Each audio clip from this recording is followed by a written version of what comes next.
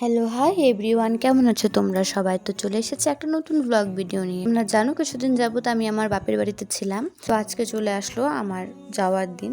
তো সকাল সকাল ঘুম থেকে উঠে আমি, মা আর বুনু চলে গেছিলাম আলিপুরের উদ্দেশ্যে। তোমরা ভাবছো আলিপুরে কেন যাচ্ছে, তাই তো? আসলে আলিপুরে একটু ডাক্তার দেখানো ছিল, তো দেখো দেখতে দেখতে চলেও আসলাম আলিপুরে।